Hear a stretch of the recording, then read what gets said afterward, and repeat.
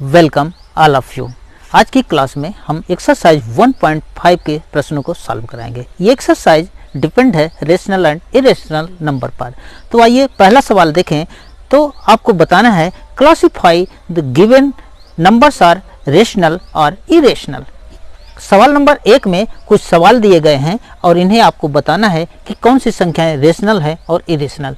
तो 2 minus under root का 5, 2 is a rational number and 5 is a irrational number. Difference of rational and irrational will be always irrational number. Means अगर हम कभी भी परिमेय संख्या से अपरिमेय संख्या को घटाएंगे तो आने वाला जो सलूशन होगा, आने वाला आंसर होगा, वो हमेशा हमेशा इरेशनल होगा। मीन्स पहला सवाल का जो जवाब होगा इरेशनल मीन्स अपरिमेय संख्या होगी। आइए सवाल नंबर 2 पर चलते हैं। 3 प्लस अंडर रूट 23 माइनस का अंडर रूट 23। तो अगर हम इस ब्रैकेट को ओपन करेंगे तो मिलेगा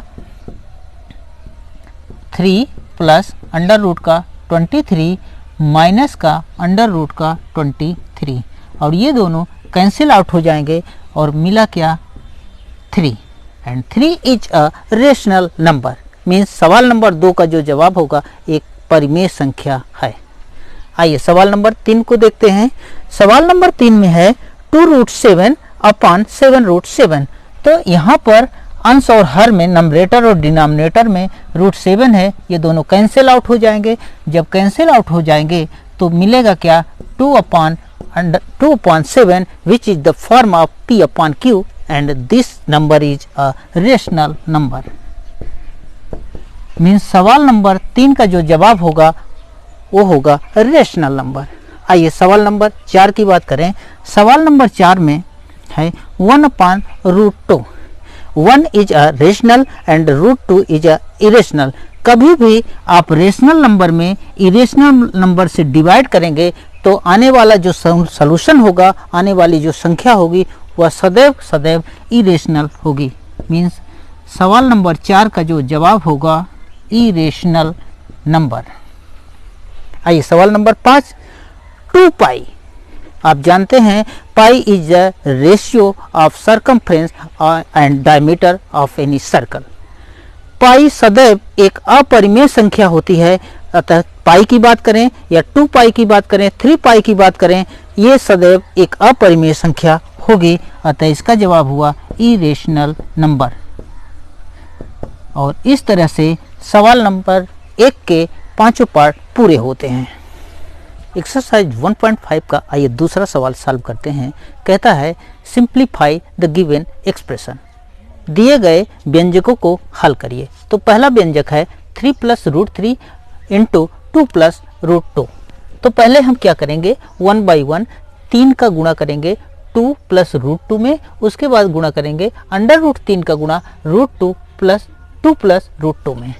आइए 3 का मल्टीप्लाई करेंगे 2 प्लस रूट का 2। मीन्स इस 3 का मल्टीप्लाई कर रहे हैं इस ब्रैकेट में, प्लस अंडर रूट 3 आया, अंडर रूट 3 का अब मल्टीप्लाई करेंगे ब्रैकेट में। मीन्स इन दोनों टर्म का यूज करेंगे, मल्टीप्लाई करेंगे ब्रैकेट के अंदर 2 प्लस अंडर रूट 2। तो ये हो जाएगा 3 2 जा 6, 3 रूट 2। एक परिमेय संख्या और एक अपरिमेय संख्या का जो मल्टीप्लाई होगा वह अपरिमेय संख्या होगा और इस 3 का मल्टीप्लाई अंदर नहीं कर सकते। प्लस रूट 3 एंड 2 का मल्टीप्लाई करेंगे, ये आएगा 2 अंडर रूट का 3 plus under root 3 and under root 2 both are irrational number. इन दोनों का मल्टीप्लाई आसानी से हो जाएगा। ये हो जाएगा 3 का 2 में करेंगे 3 2 जा 6 और इस तरह से मिला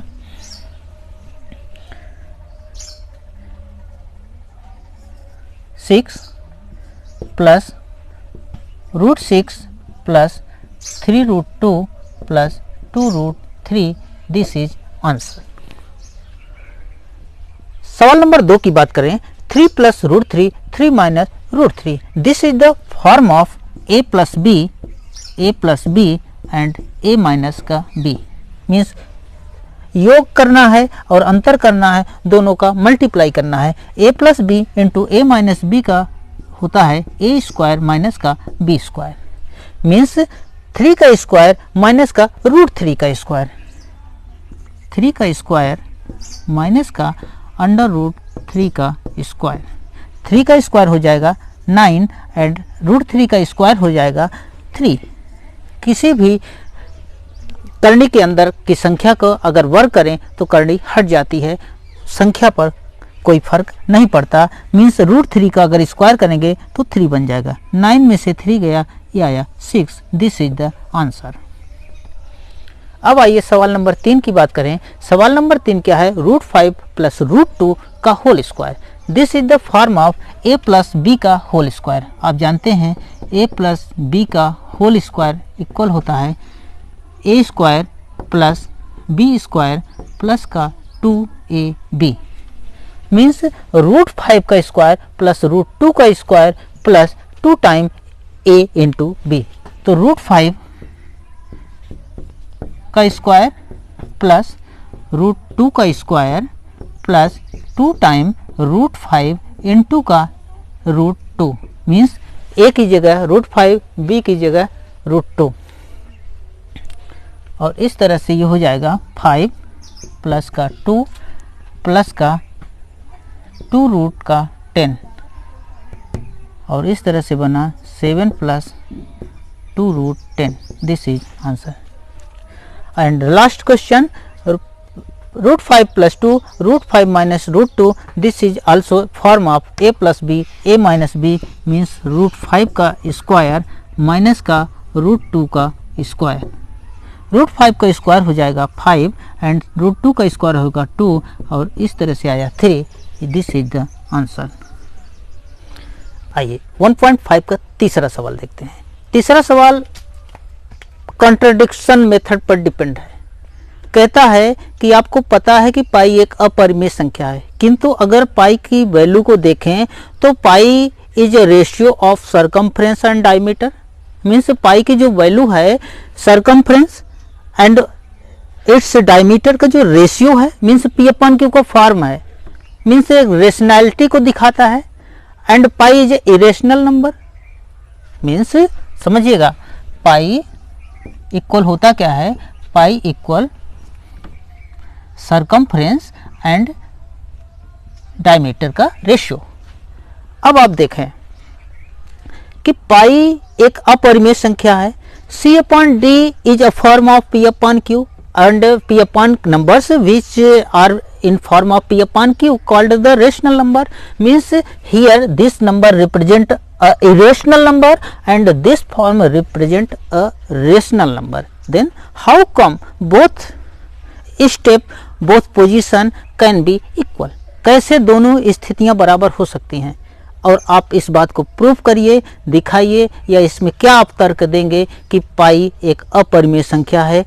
आइए इसके लिए हम क्या करेंगे कि हम ये कॉन्ट्रडिक्शन मेथड का यूज करेंगे। हम सबसे पहले मानेंगे कि पाई जो है एक अपरिमेय संख्या है। Let pi is a irrational number.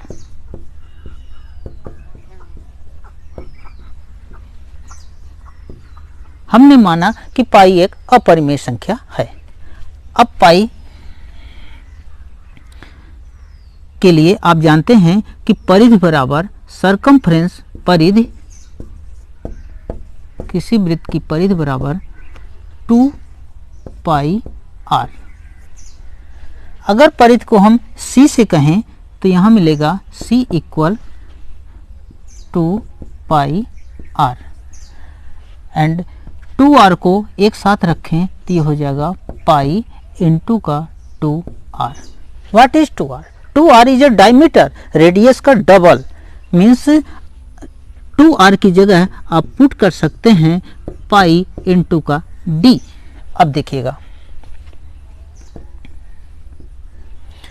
c equal circumference equal pi into d, then pi equal हो जाएगा pi equal c upon d। Pi equal c upon d। Circumference and diameter का ratio, this is the rational number. But assume, ये तो हमने assume किया है कि पाई एक परिमेय संख्या है, लेकिन अगर वास्तव में देखें, इस बात का निष्कर्ष निकालें, अगर किसी भी वृत्त की परिधि और उसके डायमीटर में आपस में भाग दिया जाए तो जो आने वाला रिजल्ट होगा वह एक non terminating non repeating number प्राप्त होती है। किसी भी वृत्त के परिधि को उसके व्यास से अगर भाग दें तो आने वाला जो रिजल्ट होता है वह non terminating and non repeating होता है। इसलिए ये जो होता है, ये C/D की जो वैल्यू है, यह एक अपरिमेय संख्या है। यह परिमेय न होकर भले भी ये फॉर्म में है P/Q के, लेकिन इसका जो रिजल्ट आएगा वह एक अपरिमेय संख्या होगी। अतः पाई परिमेय संख्या न होकर पाई एक अपरिमेय संख्या है। एक्सरसाइज 1.5 का आइए चौथा सवाल देखते हैं। चौथा सवाल कहता है सो √9.3 on number line. Number line पर अपरिमेय संख्या 9.3 को दिखाना है। तो इसके लिए स्टेप बाय स्टेप कंस्ट्रक्शन करना पड़ेगा। आइए स्टेप 1 में क्या करना है कि सबसे पहले आपने AB बराबर 9.3 सेंटीमीटर की रेखा खींच ली। AB इक्वल 9.3 सेंटीमीटर की एक रेखा खींच लीजिए। This length is 9.3 centimetre. समझिएगा, बहुत आसान सवाल है। सबसे पहले हम क्या करेंगे, 9.3 सेंटीमीटर की एक रेखा खींचेंगे। उसके बाद पॉइंट B से 1 सेंटीमीटर आगे बढ़ाएं और उस पॉइंट को, नेक्स्ट पॉइंट को आप नाम दे दें C and this length is 1 centimetre. हमने 2 स्टेप पूरा किया। स्टेप 1, AB बराबर 9.3 सेंटीमीटर की रेखा खींचा, फिर उसके बाद B से C तक की 1 सेंटीमीटर की रेखा खींचा, फिर AC रेखा का परपेंडिकुलर बाइसेक्टर खींचा। मीन्स एक ऐसी लंबार्धक रेखा खींचे जो कि AC को 2 बराबर भागों में बांटे। इसके लिए क्या करेंगे, पॉइंट A से आधे से अधिक दूरी लेकर ऊपर और नीचे कट लगाएंगे। जब आप ऊपर और नीचे पॉइंट A से कट लगाएंगे तो कुछ इस तरह से कट करेगा। उसी चाप से, उसी फिक्स चाप से, जिस चाप से आपने पॉइंट A से ऊपर और नीचे चाप लगाया, उसी चाप से पॉइंट C को केंद्र मानकर फिर से आप कट लगाएंगे और इस तरह से पहले वाले कट को वह ऊपर और नीचे 2 स्थानों पर कट करेगा। और अगर इन कट वाले पॉइंट को नाम दे दें P एंड Q, P और Q को आप मिला दीजिए और ये जो PQ लाइन है यह AC लाइन को 2 बराबर भागों में बांटती है। PQ लाइन AC लाइन को 2 बराबर भागों में बांटती है। अब इस पॉइंट को जहाँ पर AC कट होती है उसको अगर नाम हम लोग दे दें पॉइंट D। D को केंद्र मानकर AD दूरी से, D को केंद्र मानकर AD दूरी से एक सेमी सर्कल खींचते हैं।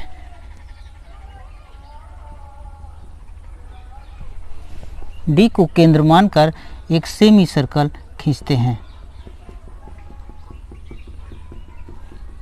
और इस तरह से सेमी सर्कल अपना पूरा होता है। अब क्या करना है, पॉइंट B से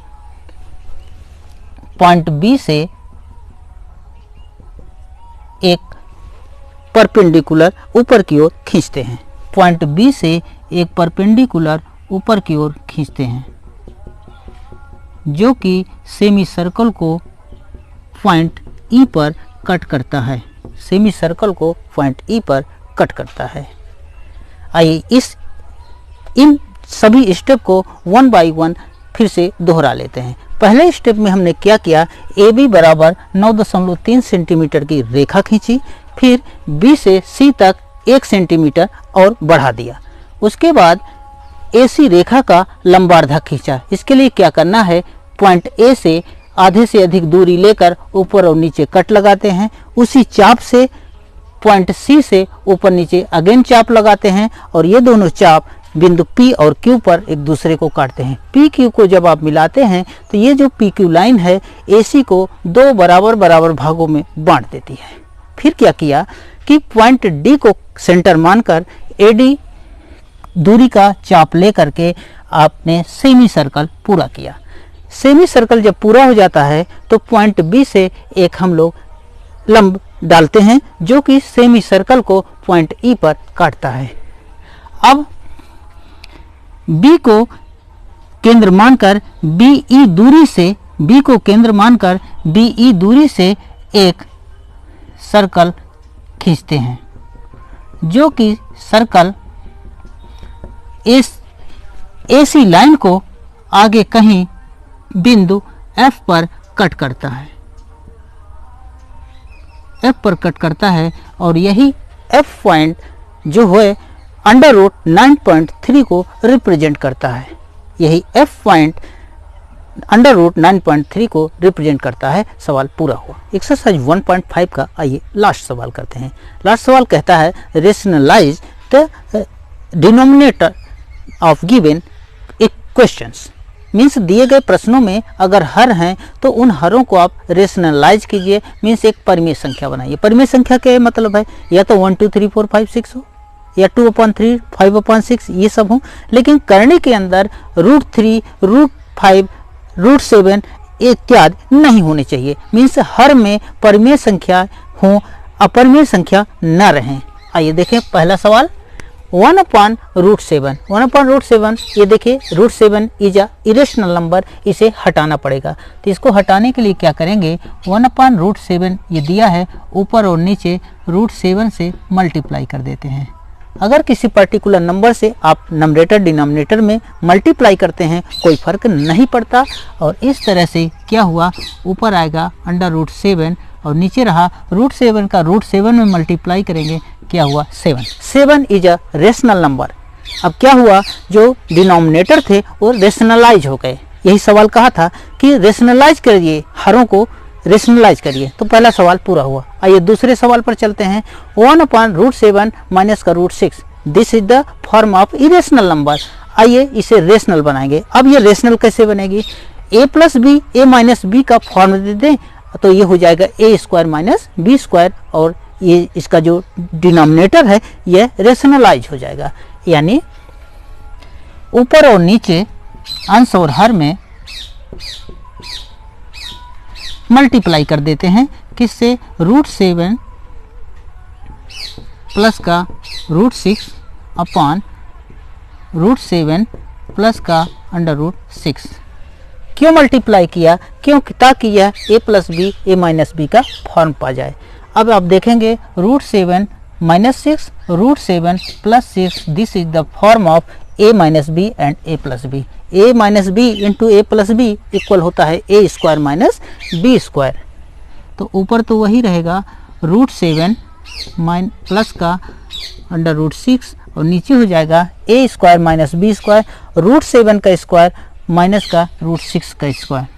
√7 का स्क्वायर हो जाएगा 7 और 6 का स्क्वायर हो जाएगा 6, और इस तरह से मिलेगा √7 + 6 अपान का 1। सवाल नंबर 2 पूरा हुआ। आइए सवाल नंबर 3 की बात करें। 1/√5 + √2। यह भी, यहाँ भी अगर देखें तो डिनोमिनेटर में इरेशनल नंबर है। इरेशनल नंबर नहीं होनी चाहिए, रेशनल होनी चाहिए। तो यहाँ भी a + b a - b का फॉर्म देने के लिए ऊपर और नीचे √5 - 2 का -√2 का मल्टीप्लाई करते हैं। 1/√5 प्लस का √2 इंटू में √5 माइनस का √2, और इसी तरह से √5 माइनस का √2 से ऊपर और नीचे मल्टीप्लाई कर देंगे।